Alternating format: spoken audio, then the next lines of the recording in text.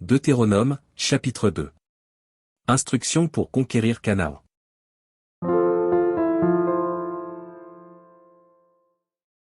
Nous nous tournâmes, et nous partîmes pour le désert, par le chemin de la mer Rouge, comme l'Éternel me l'avait ordonné, nous suivîmes longtemps les contours de la montagne de Séhir.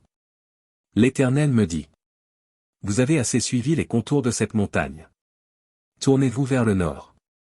Donne cet ordre au peuple: vous allez passer à la frontière de vos frères, les enfants d'Ésaü, qui habitent en Séhir. Ils vous craindront, mais soyez bien sur vos gardes. Ne les attaquez pas, car je ne vous donnerai dans leur pays pas même de quoi poser la plante du pied. J'ai donné la montagne de Séhir en propriété à Ésaü. Vous achèterez d'eux à prix d'argent la nourriture que vous mangerez, et vous achèterez d'eux à prix d'argent même l'eau que vous boirez. Car l'Éternel, ton Dieu, t'a béni dans tout le travail de tes mains, il a connu ta marche dans ce grand désert. Voilà 40 années que l'Éternel, ton Dieu, est avec toi, tu n'as manqué de rien.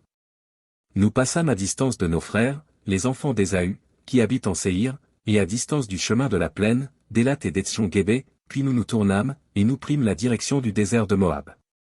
L'Éternel me dit: N'attaque pas Moab, et ne t'engage pas dans un combat avec lui, car je ne te donnerai rien à posséder dans son pays, c'est aux enfants de Lot que j'ai donné à Er en propriété. Les Émim y habitaient auparavant, c'était un peuple grand, nombreux et de haute taille, comme les Anakim. Ils passaient aussi pour être des Rephaïm, de même que les Anakim, mais les Moabites les appelaient Émim. Séhir était habité autrefois par les Horiens, les enfants d'Ésaü les chassèrent, les détruisirent devant eux, et s'établirent à leur place, comme l'a fait Israël dans le pays qu'il possède et que l'Éternel lui a donné. Maintenant levez-vous, et passez le torrent de Zéred. Nous passâmes le torrent de Zéred. Le temps que durèrent nos marches de Kadès-Barnéa au passage du torrent de Zéred fut de 38 ans, jusqu'à ce que toute la génération des hommes de guerre eût disparu du milieu du camp, comme l'Éternel le leur avait juré.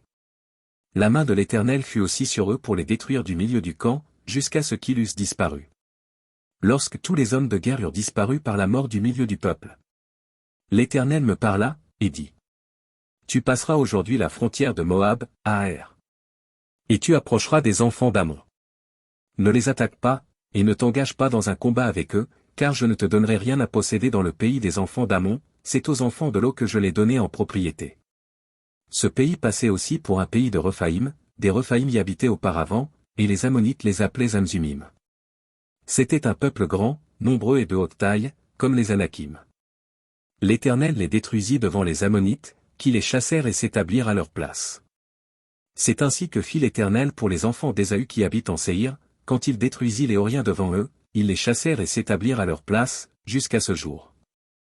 Les Aviens, qui habitaient dans des villages jusqu'à Gaza, furent détruits par les Caphtorim, sortis de Caphtor, qui s'établirent à leur place. Levez-vous, partez, et passez le torrent de l'Arnon.